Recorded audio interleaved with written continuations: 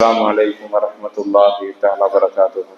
கண்ணியமிக்க நல்லடியார்களே, துவங்கியிருக்கும் ரஜபுடைய மாதத்தில் அல்லாஹ் நம் அனைவருக்கும் பரக்கத் செய்வானாக. எதிர்வரும் ஷாபானுடைய மாதத்தில் அல்லாஹ் நம் அனைவருக்கும் பரக்கத் செய்வானாக.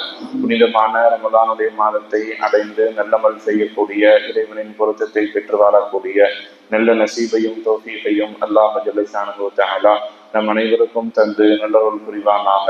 ஆமீன் ஆமீன் யா ரப்பல் ஆலமீன். கண்ணியமிக்க அல்லாஹ்வின் நல்லடியார்களே, அல்லாஹ்வுடைய மாபெரும் கிருபையினால் நாம் இன்று ரஜப் மாதத்தினுடைய பிறை 1 முதலாவது பிறையில் இருக்கிறோம்.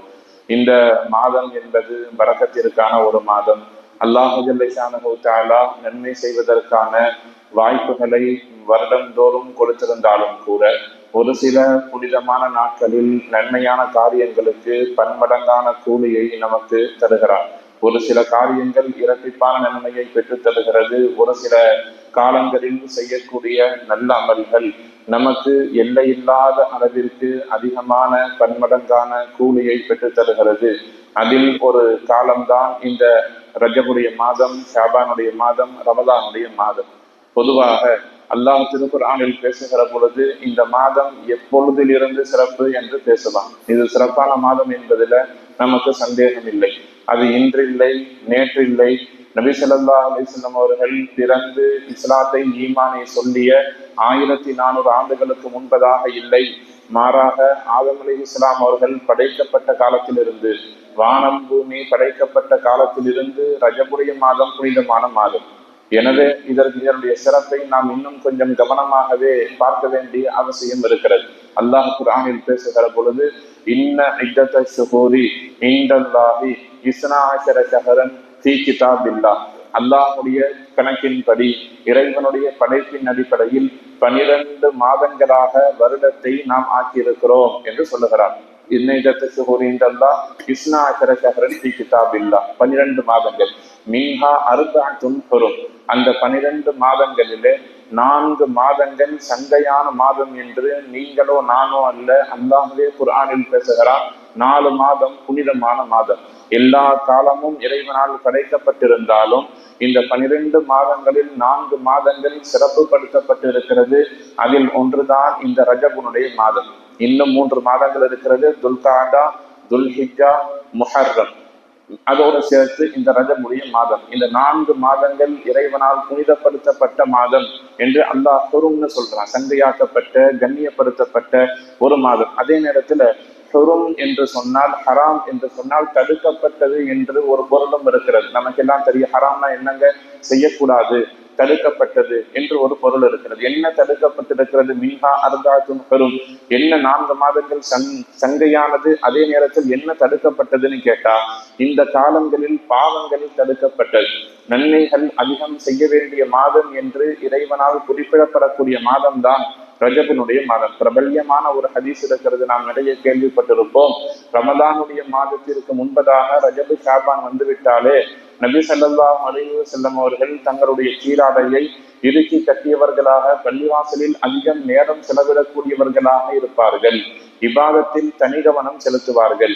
என்ன காரணம் என்று இமாம்கள் எழுதுகிற பொழுது, ரமலானுடைய மாதத்தில் 1க்கு 10ஆக, 10க்கு 100ஆக, சுன்னத்திற்கு ஃபரலாக, நஃபிலுக்கு சுன்னத்தாக அல்லாஹ் கூலி கொடுக்கிறார். ரமலானுடைய மாசத்துல நீங்கள் ஒரு நஃபிலான வணக்கம் செய்தால், சுன்னத்தான அமல்கள் செய்ததை போல, ஒரு சுன்னத்தான காரியங்கள் செய்தால் ஃபரலான காரியங்கள் செய்ததை போல, ஒரு ஃபரலை செய்தால் 7 மடங்கு, 70 மடங்கு, 700 மடங்கு அல்லாஹ் நாடிய விதத்தில் உங்களுக்கு கூலி தருகிறான். அதே போல நீங்கள் ரமலானுடைய காலத்தில் சிறப்பாக அமல் செய்ய வேண்டும் என்று சொன்னால் அதற்கான துவக்கம் இன்றையிலிருந்து இருக்க வேண்டும்.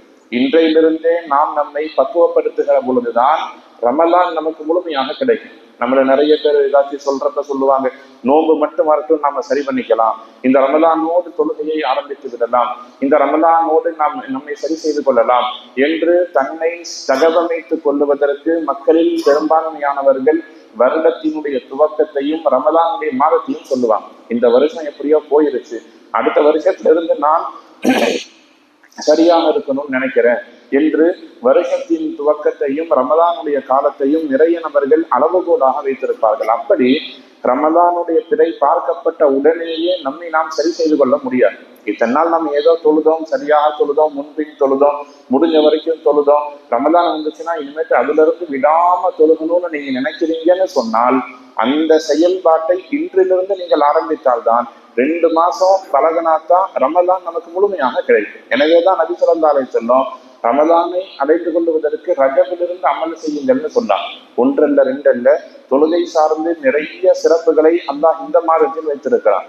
தொழுகை எப்பொழுது கடமையாக்கப்பட்டது? இந்த ரஜபுடைய மாதத்தில் தான் கடமையாக்கப்பட்டது. ரஜபுல தான் நபி ஸல்லல்லாஹு அலைஹி வஸல்லம் அவர்களை மேடாஜிற்கு அழைத்து அல்லாஹ் ஜல்ல ஷானஹு தஆலா நேரடியாக தொழுகையை கடமையாக்கினான். இந்த தொழுகை மட்டும் சரியாக இருக்கும் பட்சத்துல நமக்கு துனியாவும் ஹைராக இருக்கும், மறுமையும் ஹைராக இருக்கும், எந்த சந்தேகமும் இல்லை. தொழுகைன்னு சொன்னாலே ஏற்கனவே ஒரு சில நாட்களுக்கு முன்னால் பேசும் பொழுது சொல்லிய நினைவு இருக்கிறது, சூரா ஃபாத்திஹாவை தவிர்த்து விட்டு தொழுகை என்பது கிடையாது.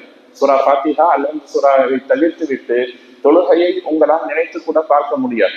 ஆனா ஜனாசா தொழுகையில மட்டும் சூரா ஃபாத்திஹா இல்லைன்னு கேட்டா, ஜனாசா தொழுகை என்பது ஒரு துஆதான தவிர அது தொழுகை இல்லை என்பதை நாம் கவனத்தில் கொள்ளணும். என்ன காரணம்? தொழுகைன்னு சொன்னாலே ருக்கூவும் சுஜூதும் இருப்பதுதான் தொழுகை. ஜனாசா தொழுகை என்பது அந்த ஜனாசாவுக்கு செய்யக்கூடிய துஆ. அந்த சூரா ஃபாத்திஹாவை பற்றி சொல்லிக் கொண்டிருக்கிறோமா இல்லையா? அந்த சூரா ஃபாத்திஹாவை அல்லாஹ் மக்களுக்கு கொடுத்த மாதம் தான் ரஜபுடைய மாதம். பொதுவா குர்ஆன்ல மக்கி மதனின்னு சொல்லி 2ஆக பிரித்திருப்பார்கள். மக்காவில் இறங்கிய சூரா, மதீனாவில் இறங்கிய சூரா என்று குர்ஆன். அந்த சூராவினுடைய ஆரம்பத்துல பாத்தீங்கன்னா சூரா பக்கரா மதீனாவில் இறங்கியது, சூரா பக்கரா மக்காவில் இறங்கியது, சூரா இஹ்லாஸ் குல்லோத் பிரபில் குல்ஹுல்லா சூரா மதீனாவில் இறங்கியதுன்னு எழுதியிருப்பான். ஆனால் இந்த சூரா ஃபாத்திஹா மட்டும் 2 முறை இறக்கப்பட்டது. ஒரு தடவை மக்காவில் இறக்கப்பட்டது, ஒரு தடவை மதீனாவில் இறக்கப்பட்டது. இந்த இறக்கப்பட்ட காலம் என்பது ரஜபுடைய மாதம் என்று இமாம்கள் நமக்கு சொல்லித் தருகிறார்கள். தொழுகை கடமையாக்கப்பட்டது ரஜபுடைய மாதம். நபி ஸல்லல்லாஹு அலைஹி வஸல்லம் அவர்கள் கருவாக உருவாகியது ரஜபுடைய மாதம். இப்படி ரஜபுடைய மாதத்துக்கு 1 அல்ல 2 அல்ல ஏராளமான சிறப்புகள் இருக்கு. அதே நேரத்தில் நமக்கு நன்மையை எப்படி ஒரு காலம் பன்மடங்காக பெருக்கி தருமோ அதுபோல் இந்த மாதங்களில் நாம் செய்யக்கூடிய பாவங்கள் நமக்கு ஒரு பெரும் பின்னடைவை ஏற்படுத்தும் என்பதையும் கவனிக்க வேண்டும். அல்லாஹ் குர்ஆன்ல ஒரு ஆயத்தில் பேசுகிற பொழுது, நீங்கள் ஹரம் ஷரீஃபினுடைய எல்லைக்குள்ளாக நீங்கள் நன்மை செய்தால் உங்களுக்கு எப்படி நிறைய நன்மை கிடைக்குமோ பன்மடங்காக கிடைக்குமோ. நாம பள்ளிவாசல தொழுதோம்னா ஒரு தொழுகைக்கு 1 நன்மைன்னு சொன்னா, ஹரம் ஷரீஃபுக்குள்ள தொழுதால் ஒரு தொழுகைக்கு 1 லட்சம் நன்மை கிடைக்கும். ஆனால் அதே நேரத்துல அதே ஹரம் ஷரீஃப்ல போய் நாம் ஒரு பாவத்தை செய்வது அல்ல, ஒரு பாவத்தை யோசித்தோம் என்று சொன்னால் அல்லாஹ் சொல்றான்,